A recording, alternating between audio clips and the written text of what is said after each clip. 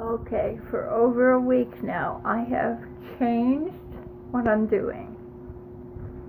I've been exercising a whole lot every morning. And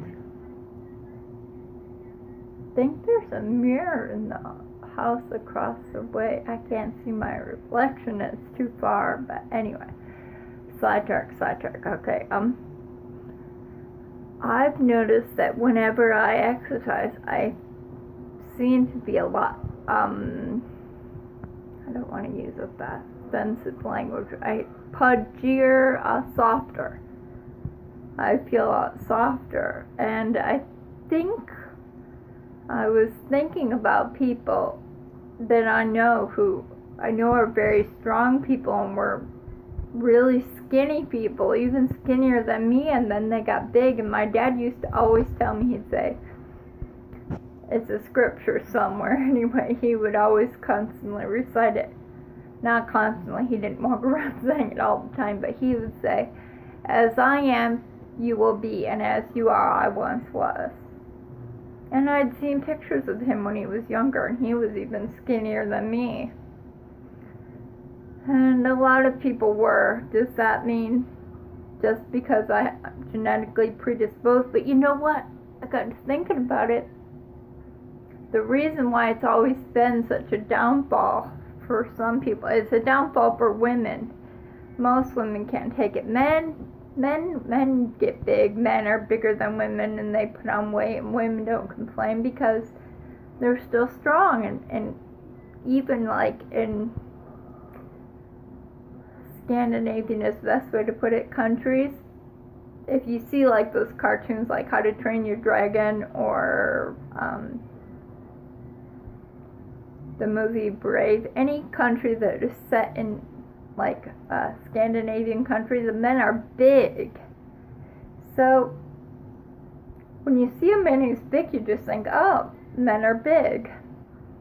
But it's detrimental because women, it's like when we get big, and it was enough to satisfy me when I learned, and I'll share this little tidbit that I learned, that women actually, the way, and it works, a lot of people who know this are trainers. I think I learned it when someone at the wellness center was talking to me about why I do all this work but I don't change the way I look and I'm not getting skinnier.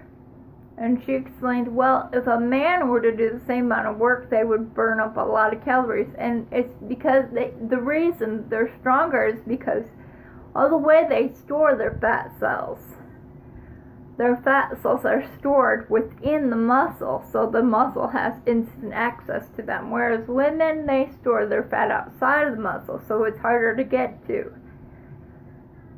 So when women start gaining weight, like in their 40s or so, right, it seems more detrimental. Whereas if a man gains a lot of weight, so what? Men are big. Well, women are upset because we're not as cute as we used to be, and we're not as little. And it's always been my bane that I've always been built more like a man than a woman. But, you know, it probably took someone like me who's able to just get over it and deal with it. And think of the legacy that I've received. Well, then I got to thinking of things. Well, it might be an actual thing because when I eat more, I said that backwards. When I exercise more, I eat more. And that's what I tried doing because I couldn't fast. Now, when I don't eat, I lose weight because my body uses up all that fat.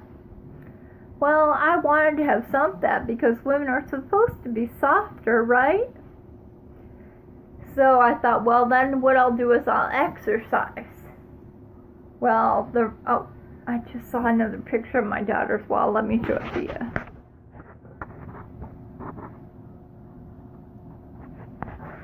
See, men are supposed to be bigger. I don't know, maybe men sit obsessed, oh, I'm not big enough or something.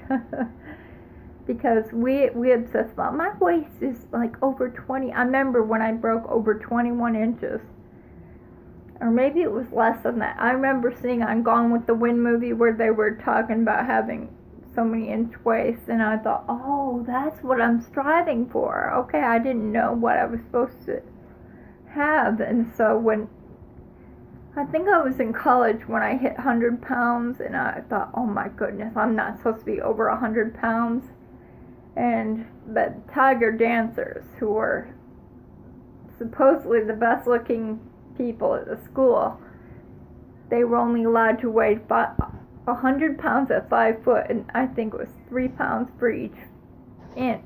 So I was like 5'8.5" or something. Well, I was actually 5'9", but I thought maybe I could go with 5'8". Well, okay, we'll just 9. 9 times 3 would be 27, so an acceptable weight for me would be 127 pounds. Well, surprise, I was like 140 something. I was way overweight. But you know what? I was a lot skinnier than all those people. And it's just because the way I was built. I exercised a lot and I ate a lot. Well, same thing is still true now. I tried to exercise because I just felt I can do it. I didn't have a problem. When I say I cheated and I had problems, it wasn't a problem of, well, I was just so hungry and I had to eat. I could go for a long time without eating. In fact, I've been thinking about doing that again, but there's just something where I just feel like it's just a wrong thing to do when I should not do that. And I'm like, okay, fine, I will not do it. Because if any of you have felt it before, felt that you shouldn't do something, you just don't do it. Why make yourself uncomfortable? To the point where every minute you're thinking about, you shouldn't be doing this, you shouldn't be doing this, this is not good. And so it's like, okay, so what's good? Exercise, being healthy is good, right? So I've been exercising every day and getting my kids to exercise every day. The only problem with that, though, is I'm very hungry. And I'm eating all the time now. I wasn't hungry when I was starving. I just wouldn't eat and I'd forget to eat. No big deal. Because, well, one time I tried taking this thing of this appetite suppressor. I'm like, I took it, but I felt like I'm eating more when I take it than when I don't take it. I just don't naturally want to eat. I guess I have enough fat reserves. But anyway, this is getting so long. I just simply wanted to say that I started eating again only to gain weight, but I wanted to tell you about something in case any of you are health fanatics and you happen to be watching this. One of my friends posted an incredible picture. I wish that I still had it, because I visualize it in my mind a lot to remind me of everything's okay. She is going about getting healthier the right way. Not starving herself, she's exercising. And she took before pictures and after pictures and in between pictures. And you start out before, she looked fine. And then she started to look really bad. Not terrible, but what happens is you don't start to lose fat. First, you start to gain muscle, so it pushes your fat out. So you look fatter. But you're actually able to, then once you've built the muscle, then, I thought coming upstairs I'd be safe, but my daughter is still finding me. Anyway, so then, I'm wearing your clothes. Anyway,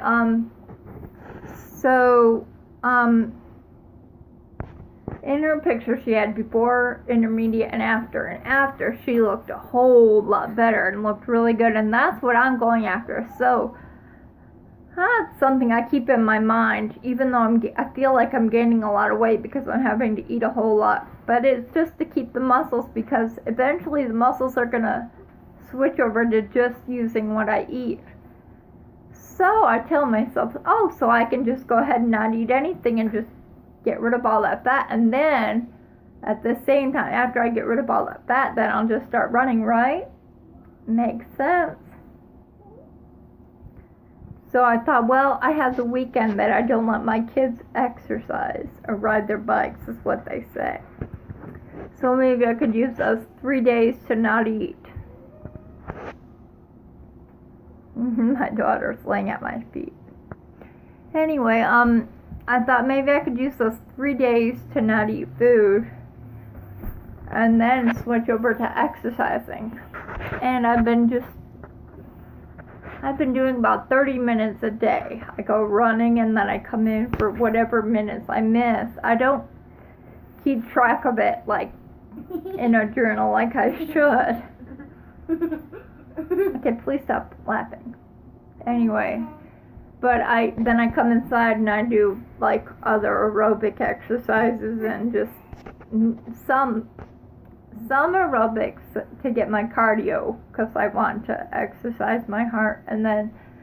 But I think I'm causing pain in my back because half of my muscles, half of my body is like almost split down the middle, do not respond well, and they can't do things. And when I was doing my stretches, I noticed the side that does work is a whole lot tighter. And when I was explaining to my son how I think they're the same, I just can't feel anything on the other side, that's when I realized that's probably why my back hurts and I get headaches and stuff. Because one time when I went to the dentist, now Novocaine does not work, but at that point in time I think it did work. And I had a shot and I was biting down on my tongue and I didn't know it. And I had this really strange pain in the back of my neck and it was giving me a headache and I was feeling nauseous. And then I started tasting blood and I went to look in the mirror to see, because I saw some blood on the side of my face. I had been biting down so hard on my tongue, I'd cut my tongue and I didn't know it. And that's the way I think my headaches and my backaches are, is I'm doing things to my body and I don't realize it. Because, I started thinking about it. Apathy should have, if I'm not using my arm and my muscle and my leg just because I'm not noticing it, well, if I'm not using them, they should have just withered away to nothing, right? Because I remember there was a movie, I think it was called Lady, and I don't remember what it was. It was by the M. Night Shyamalan guy.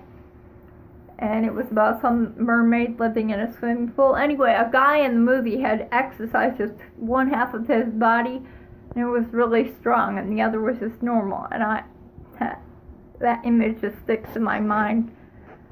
I should look something like that by now, because it's been about 10 years.